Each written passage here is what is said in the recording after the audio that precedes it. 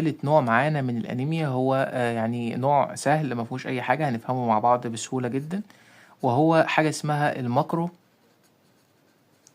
ماكروسيتيك أنيميا.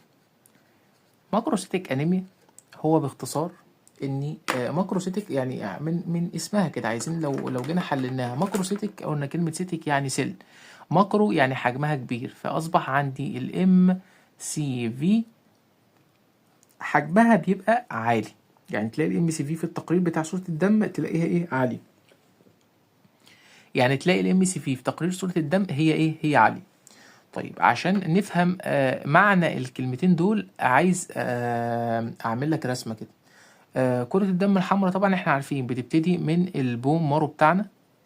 في البون مارو بتبتدي من الستيم سيلز بتاعتنا اللي هي نخاع، اللي هي خلايا الجذعية، بتعدي بكذا مرحلة بكذا مرحلة لحد ما توصل لحاجة اسمها بالشكل ده كده كرات خلايا كبيرة كده اسمها الميجالوبلاست. دي خلايا كبيرة، دي الميجالو بلاست. طيب الميجالوبلاست الخلايا الكبيرة دي بقى عايزة ايه؟ عايزة تأدي في الآخر ان هي تكون كرات دم حمراء تنزل في الايه؟ في البلاد بتاعي. فدي تعدي كده وتيجي ايه؟ عايزة تنقسم لخليتين.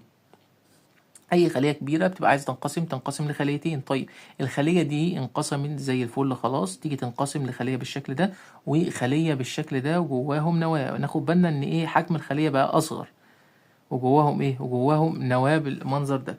طيب دول اسمهم ايه؟ دول اسمهم نورموبلاست. دي كده خلايا اسمها نورموبلاست. طيب جميل، اذا خلايا ميجالوبلاست انقسمت بقت نورموبلاست. خلاص كده قربنا على مرحله الريد بلاد كورباسل او كرات الدم الحمراء. فاضل لنا خطوه. كل واحده من دول تيجي تتحول لحاجه اسمها ايه؟ حاجه اسمها الريتيكيولوسايت. الريتيكيولوسايت الريتيكيولوسايت دي بقى اللي هي ايه؟ بين البنين. يعني ايه؟ اول حاجه ما فيهاش نواه، خلاص النواه عماله تنسحب مره واحده نتيجه ان هي عايزه تفضي الخليه او الكوره عامه عشان يتصنع فيها الهيموجلوبين وبالتالي تكون كره الدم الحمراء. لان احنا قلنا ايه؟ هدفنا الرئيسي لكره الدم الحمراء تبقى حامله الهيموجلوبين عشان ايه؟ عشان نقل الاكسجين، فمش محتاجين النواه دلوقتي في حاجه. فالريتيكولوسايت تبقى بالمنظر ده، هي خليه كبيره شويه اهي بالمنظر ده، بس ما فيهاش نواه. بس خلي بالك برضو ايه؟ بيبقى بنقول عليها لسه بيبقى فيها حاجه خيوط كده، يعني بقايا من الار ان ايه وبقايا من الحاجات النوويه كده، لسه فيها خيوط بالمنظر. تيجي تبص عليها تحت الميكروسكوب تلاقي خيوط او شبكات بالمنظر ده. ده كده ريتيكيولوسايت. طيب احنا الخطوه دي بتحصل بفعل مين؟ خليها في دماغك كده، الخطوه دي حصلت بفعل الحديد. يعني انا الحديد بستخدمه النورموبلاست عشان تروح للريتيكولوسايت، لازم مهم جدا الحديد ايه؟ يكون موجود معايا وحاضر في الخطوه دي عشان تبتدي يصنع بعد كده الايه؟ الهيموجلوبين والحاجات دي. طيب خلاص احنا كده في المرحله اللي قبل الاخيره، قبل ما ننزل خلايا كرات دم حمراء في البلد. دي بيسموها ريتيكولوسايت، دي بيسموها ايه؟ بيسموها حاجه اسمها الاماتيور ريد بلاد سيلز، يعني خلايا دم حمراء غير ناضجه. طيب انت يا ريتيكولوسايت محتاجه ايه عشان تنضجي؟ هتقولي انا محتاجه اقعد 48 ساعه جوه البون مارو وبعد كده نتكلم. طيب هقعدك 48 ساعة جوه البومبر وبعدين هتروح نازلة على طول على الدم. هتروح رايحة فين؟ على الدم. طيب انت كده بقيتي كرات دم حمراء؟ لا، انا هستنى في الدم برضو 48 ساعة، يعني يومين كمان. يعني استوى كده وانضج شوية وبالتالي تأدي في الاخر ان يبقى عندي كرة دم حمراء فيها هيموجلوبين بالشكل ده وكرة دم حمراء فيها هيموجلوبين بالشكل ده. كده انا صنعت كرات دم حمراء طبيعية. طيب لحد هنا ايه المشكلة بقى في بتاعة الماكروسيتيك انيميا؟ الميجالوبلاست عشان تنقسم معانا بتبقى محتاجة حاجتين مهمين جدا، والحاجتين دول بيبقوا مهمين في انقسامات الخلايا بشكل عام. الحاجتين دول هم مين؟ الحاجتين دول هم عبارة عن 2 فيتامينز، 2 فيتامينات. هو عبارة عن حاجة اسمها الفيتامين بي 12 وحاجة اسمها الفوليك اسيد او الفيتامين 9 اللي هو ال9. الفوليك اسيد ده والفيتامين بي 12 دول ضروريين في مرحلة انقسام الخلايا. فدول لو نسبتهم قلت معاك، لو دول قليلين اصلا عند الشخص ده، مش هيحصل عنده انقسامات للخلايا، مش هتتكون عنده كرة دم حمراء بصورة طبيعية. فتروح ايه؟ جزء من الميجالوبلاست او الخلايا الكبيره اللي هي فيها النواه دي تروح نازله لي على طول دايركت فين، تروح رايحه دايركت في البلاد.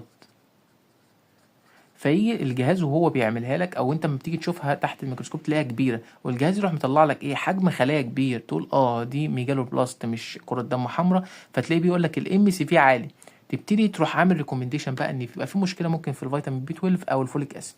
يبتدي المريض يروح للدكتور، يبتدي يشوف المشكله هي، طب ايه المشكله عنده في النقص، لو عمل التحاليل دي ايه المشكله دلوقتي، يبتدي يعالجها.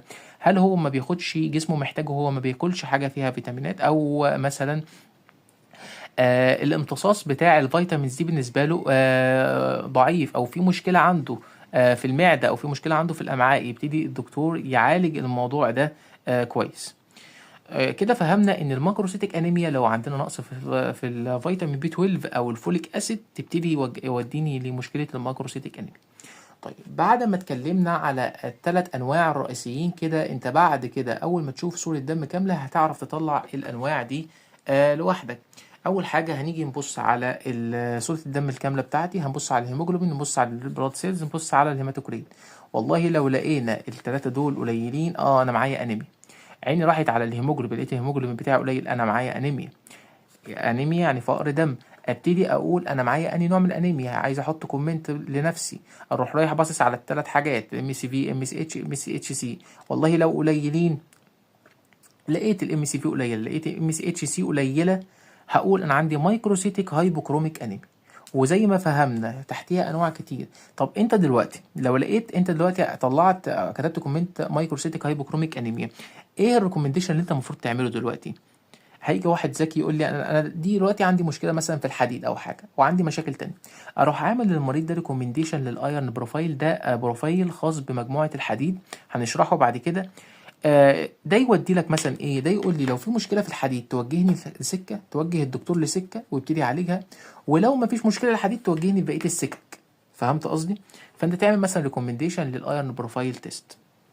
طيب نيجي لقينا الام سي في طبيعيه والام سي اتش سي طبيعيه، دي تقول مثلا دي عندي نورموكروميك نورموسيتك.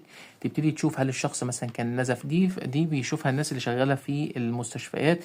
تلاقي مثلا ايه، دخل لك مريض قبل العمليه لقيت الهيموجلوبين بتاعه طبيعي عادي، دخل لك 1% الهيموجلوبين 11 ونص مثلا. بعد العمليه يجي لك سي بي سي لنفس المريضه تلاقيه مثلا وصل 9. دي المريضه دي كده نزفت مع ام سي في طبيعيه وام سي اتش سي طبيعيه، المريضه دي كده ايه، نزفت.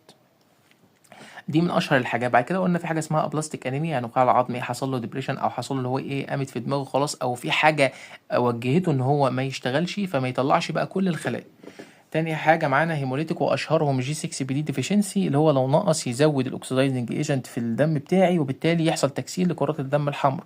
وبعد كده قلنا في حاجه اسمها السيكل سيل انيميا، بنشوفها لو عملنا بريفرال بلاد فيلم بالمناسبه، هنلاقي شكلها في الميكروسكوب بنفس المنظر ده، منجل شبه المنجل كده. فنقول عليها دي انيميا خلايا منجليه، ودي بتتفرقع عما بتخش طبعا جوه جوه الكابيلاري. وبعد كده الهايبر سبلينيزم، الطحال توحش او ايه، خلاص دماغه قامت في دماغه ان هو عايز ياكل كميه كبيره من كرات الدم الحمراء غير الطبيعيه، يعني مش طبيعي ان هو ياكل كل الكميه دي. واتفقنا ان اي كرونيك ديسيز يدخلني فيه انيميا طبعا طبيعي. وتالت حاجة معانا لو لقينا الام سي في عالي، نقول انا عندي ماكروسيتك، وقدامنا احتمالين، يا اما مشكلة في فيتامين بي 12 يا اما مشكلة في الفوليك اسيد، ويبتدي تعمل ريكومنديشن، ويبتدي الدكتور يشوف المشكلة اللي عند المريض ده، ويبتدي يتعالج المريض ان شاء الله. كده انا وضحت لكم 3 انواع رئيسيين من الانيميا بعد الفيديو ده. اي حد هيمسك صورة دم بقى بعد الفيديو ده هيبتدي يبتدي يكتب كومنت مظبوط لاي نوع من الانيميا يقابله، هيبتدي يحط نوع الانيميا الرئيسي، ويبتدي يحط ريكومنديشن لاي حاجة تانية على حسب هو فاهم ايه من النوع ده. زي ما قلنا احنا هنا ممكن نحط ريكومنديشن للايرون بروفايل وهكذا. في حاجة أخيرة كنت عايز أتكلم عنها، بس اللي هو إيه، معانا الار دي دبليو دي. الار دي دبليو يعني ريد سيل ديستريبيوشن ويتس، ده معامل أو معدل اختلاف كرات الدم الحمراء، معدل اختلاف الحجوم. قلنا لو الحجوم بتاعتي لو يعني الاختلاف أو التغير في أحجام كرات الدم الحمراء كان عالي جدا، كان عالي، بنسمي الحالة دي حاجة اسمها ريد بلاد سيلز، تبقى انايزوسايتوزيس. انايزوسايتوزيس يعني ايه الكلمة دي؟ يعني معدل او اختلاف في حجوم خلايا الدم الحمراء كبير جدا. يعني تلاقي خلية بالمنظر ده، وتلاقي خلية كبيرة، وتلاقي خلية صغيرة، وتلاقي خلية بالشكل ده، وخلية بالشكل ده. دي بيسموها انايزوسيتوزيس، يعني اختلاف في الخلايا. طب هل دي تفيدني في حاجة؟ ساعات تفيدني، مثلا ايه، توجهني كده لنوع انيميا كده. يعني مثلا ايه، دي لو لقيتها عالية مع هيموجلوبين قليل، مع ام سي في قليلة، مع ام سي اتش سي قليلة، تبتدي تروح لانيميا نقص الحديد. طب ليه؟ لان طبيعي انت عندك في الاول شخص طبيعي ما عندوش اي مشاكل في الانيميا، ما عندوش اي مشاكل في الحديد، كان بيتكون عنده دم طبيعي. بعد فترة الشخص ده بقى عنده مشكلة في نقص الحديد، فاصبح الجسم بيصنع كرات دم الحمراء، بس في في حديد نسبته قليله، فبيصنع كرات دم الحمراء ايه، صبغتها قليله، فحجمها بدا يصغر. بعد كده في حديد بس نسبته قليله، يبتدي يصنع كرات دم حمراء نسبتها قليله. بعد كده خلاص مفيش حديد كتير، فتبتدي الكرات تصغر، فيبتدي الفروقات بين حجوم خلايا الدم الحمراء يزيد، وهكذا. فتبتدي بقى تشوف، تلاقي الفرق بين الار دي دبليو تلاقيه اعلى. فعشان كده تلاقي مع يعني الار دي دبليو بتعلى مع حالات الايه، الايرون ديفيشنسي انيميا دي بالذات، تلاقي الار دي دبليو معاها مرتفع. فتبتدي عينك تروح كده تحس انك رايح في سكه الايرون ديفيشنسي ايه، انيميا، من خلال صوره الدم الكامله بتاعتك. كده احنا فهمنا، وضحت لكم كل الانواع بتاعت الانيميا اللي هي المشهوره، وقلت لكم اشهرهم ايه، وازاي نطلعهم من خلال صوره الدم الكامله، او السي بي سي، او الكومبليت بلاد كاونت. ان شاء الله هنزل لكم صور او تقارير اللي هو فيها سي بي سي، ونبتدي بقى ايه، نبتدي نشوف الناس هتدي كومنت النوع الانيميا ده ايه، ونوع الانيميا ده ايه، والحاجات دي كلها. يعني بننزل على صفحة الفيس، لو محدش موجود على صفحة الفيس يعني هسيب لكم لينك الصفحة تحت في الوصف. ابتدوا ادخلوا عليه واعملوا متابعة، في أسئلة بتنزل عليه، وفي فيديوهات برضو بتنزل عليه، ومعلومات مهمة. ونشارك مع بعض المعلومات كده عشان كله يستفاد إن شاء الله. ولو استفدت بجزء من الفيديو، يعني لو استفدت بحاجة من الفيديو، ما تنساش تعمل اشتراك في القناة عشان غيرك تستفيد وغيرك يستفاد، وكلنا نستفاد من بعض بإذن الله. وان شاء الله اشوفكم ان شاء الله في فيديوهات جايه. وبرضه اكتبوا لي في التعليقات تحت لو حابين نتكلم على تحليل معين، حابين تستفسروا عنه او حابين تعرفوا عنه. احنا لسه داخلين على تحاليل بس واحده واحده، خطوه بخطوه. لسه ما خلصناش السي بي سي، فاضل هنتكلم بعد كده على خلايا الدم البيضاء والبيتلت، يعني فيديو هيبقى صغير كده، يعني غير الانيميا. الانيميا كانت كبيره، هنتكلم فيه عن الخلايا الدم البيضاء والصفائح الدمويه، وهندخل برضو على تحاليل تانية في سلسله الهيماتولوجي. لو حابين نتكلم على تحاليل معين، تحاليل معينة عايزين نتكلم عليها، سيبوها لي برضو في الكومنتات تحت، وهنتكلم إن شاء الله، هرد عليكم وهنشرحهم في فيديوهات جاية بإذن الله. واشوفكم إن شاء الله في فيديوهات جديدة، وإن شاء الله كلكم تستفادوا بإذن الله. والسلام عليكم ورحمة الله وبركاته.